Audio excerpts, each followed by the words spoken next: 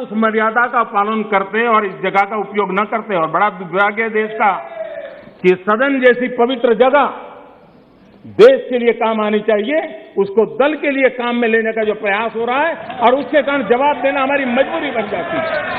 जवाब देना हमारी मजबूरी बन जाती है।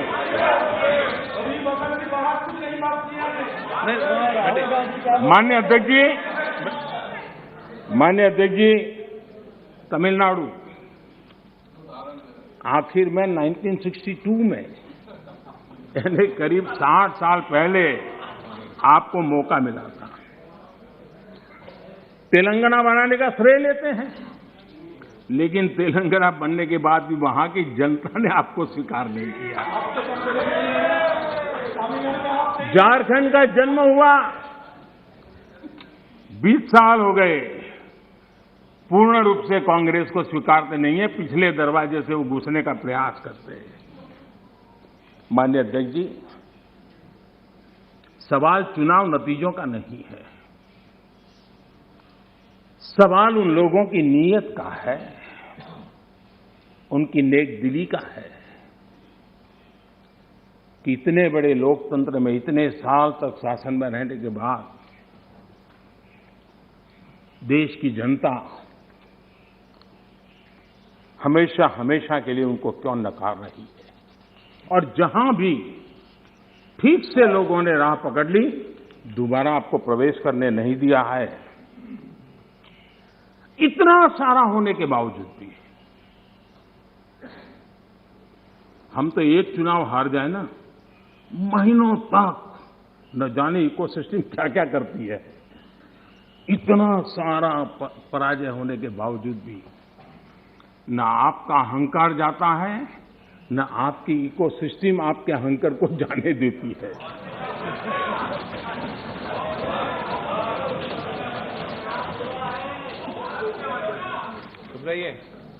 इस बार अभिरंजन जी बहुत सारे शेर सुना रहे थे। चलिए मौका मैं भी ले लूं। और जब अहंकार की बात मैं कर रहा हूं तब तो मुझे कहना ही पड़ेगा, वो जब दिन को रात कहें तो तुरंत मान जाओ, वो जब दिन को रात कहें तो तुरंत मान जाओ, नहीं मानोगे तो वो दिन में नकाब ओढ़ लेंगे। जरूरत हुई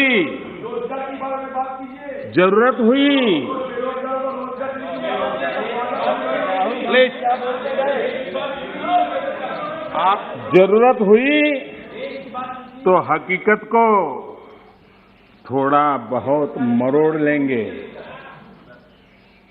वो मगरूर है, खुद की समझ पर बेइंतहा।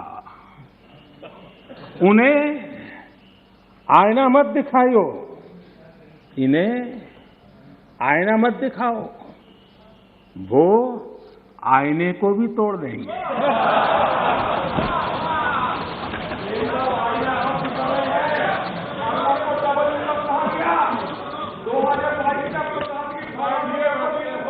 Please please please please please. आदरणीय अध्यक्ष जी, आजादी का अमृत महोत्सव, आजादी के 75 वर्ष में आज देश आजादी का अमृत महोत्सव मना रहा है और देश अमृत काल में प्रवेश कर रहा है। आजादी की इस लड़ाई में जिन जिन लोगों ने योगदान किया, वो किसी दल के थे या नहीं थे, इन सब से परे उठ करके देश के लिए जीने मरने वाले लोग, देश के लिए जवानी खपाने वाले लोग, ये हर किसी को स्मरण करने का, पुण्य स्मरण करने का अवसर है और उनके सपनों को याद करते हुए कुछ संकल्प लेने का अवसर है। आदरणीय अध्यक्ष जी, हम सब संस्कार से, स्वभाव से, व्यवस्था से लोकतंत्र के प्रतिबद्ध लोग हैं और आज से नहीं सदियों से हैं। लेकिन ये भी सही है, आलोचना ये जीवंत लोकतंत्र का एक आभूषण है। लेकिन अंध विरोध ये लोकतंत्र का अनादर है। सबका प्रयास, इस भावना से भारत ने जो कुछ हासिल किया है, अच्छा होता उसे खुले मन से स्वीकार किया गया होता, उसका स्वागत किया होता, उसका गौरवगान करते। बीते 2 सालों में 100 साल का सबसे बड़ा वैश्विक महामारी का संकट पूरी दुनिया की मानव जात झेल रही है।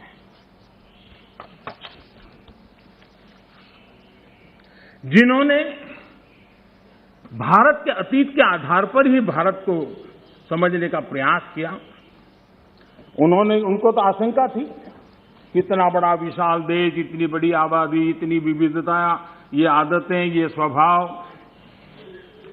शायद ये भारत इतनी बड़ी लड़ाई नहीं लड़ पाएगा, भारत अपने आप को बचा नहीं पाएगा, यही उनकी सोच थी। लेकिन आज स्थिति क्या है? मेड इन इंडिया कोविड टीके, कोविड वैक्सीन दुनिया में सबसे प्रभावी है। आज भारत 100% पहली डोज इस लक्ष्य के निकट करीब पहुंच रहा है और लगभग 80% सेकंड डोज उसका पड़ाव भी पूरा कर लिया है।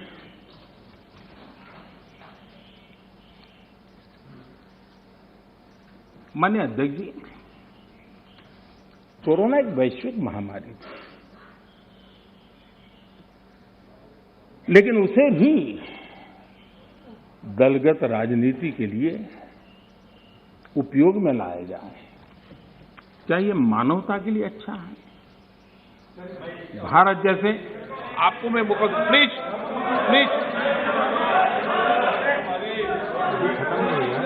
माननीय अध्यक्ष जी, मैंने प्लीज अधीर रंजन जी, आपको पर्याप्त समय माननीय अध्यक्ष जी,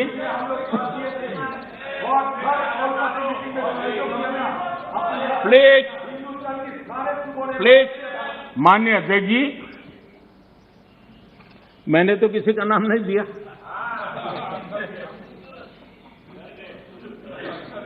कोई भी टोपी पहन लेने की क्या जरूरत है जी? अरे क्यों? लेकिन जब आप खड़े ही हो गए तो अब मैं नाम दे करके बोलना चाहता हूं। अब आप खड़े ही हो गए हैं तो मैं नाम दे करके बोलना चाहता हूं। इस कोरोना काल में कांग्रेस ने तो हद कर दी।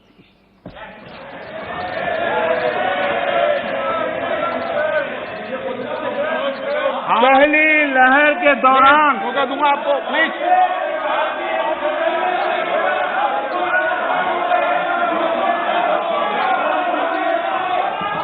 देखिए माननीय सदस्य, प्लीज बैठिए, ये तरीका ठीक नहीं है।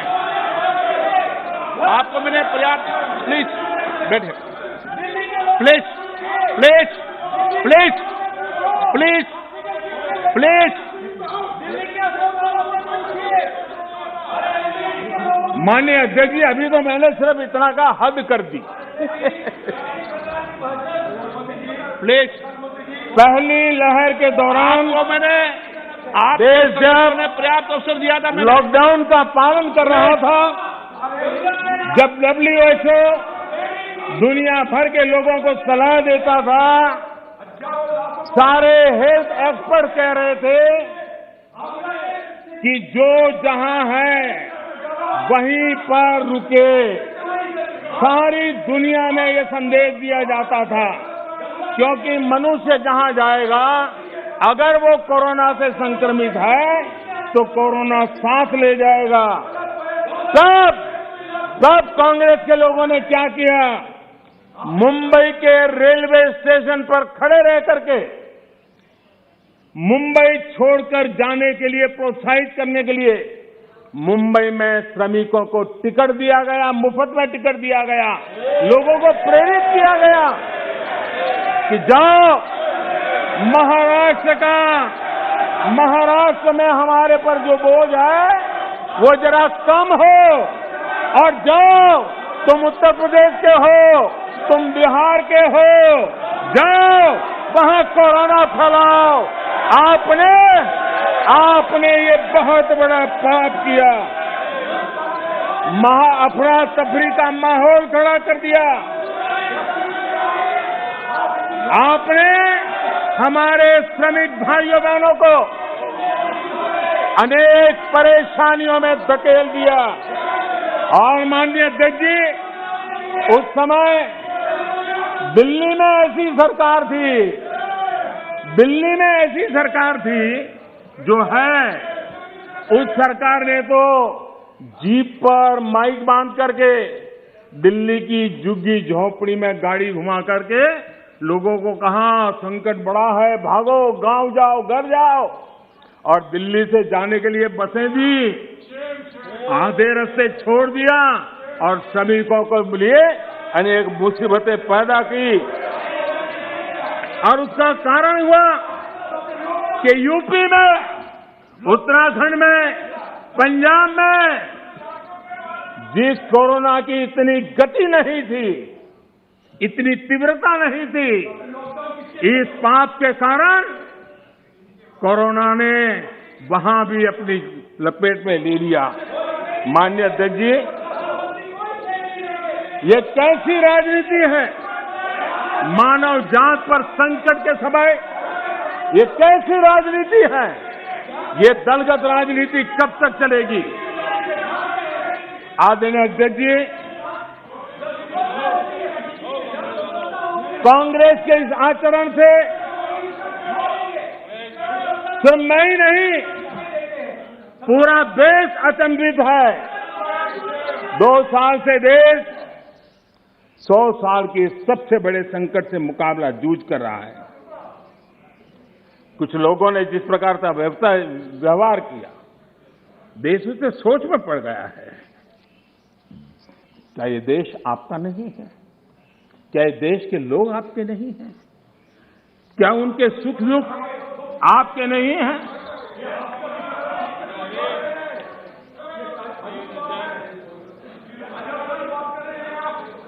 इतनी बड़ी संकट आया, कई राजनीतिक दल के नेता जरा आत्मनिरीक्षण करें। इतने राजनीतिक दल के नेता जो जनता के माने हुए नेता अपने आप को मानते हैं, उन्होंने लोगों को रिक्वेस्ट की हो, अपील की हो, भाई कोरोना का एक ऐसा संकट है, वैश्विक महामारी है, आप मास्क पहनो, हाथ धोना रखो, 2 गज की दूरी रखो। कितने नेता हैं? क्या ये बार बार देश की जनता को अगर कहते तो उसमें कोई बीजेपी की सरकार को क्या फायदा होने वाला था? मोदी को क्या फायदा होने वाला था? लेकिन इतने बड़े संकट में भी इतना सा पवित्र काम करने से भी चूक गए। इसलिए माननीय अध्यक्ष जी, कुछ लोग हैं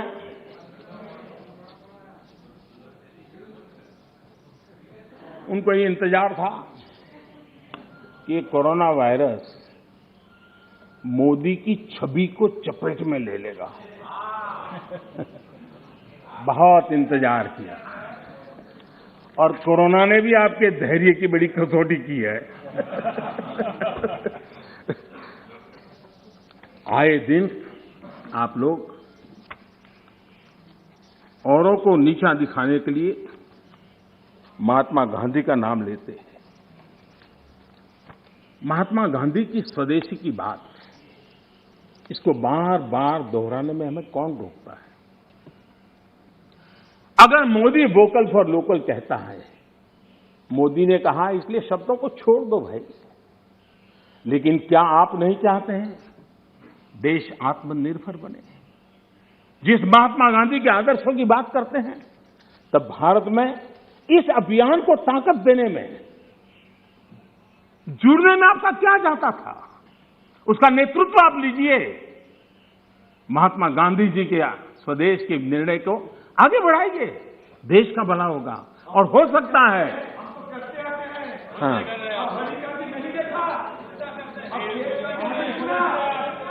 आप महात्मा गांधी के सपनों को सच होते देखना नहीं चाहते। माननीय अध्यक्ष जी, आज पूरी दुनिया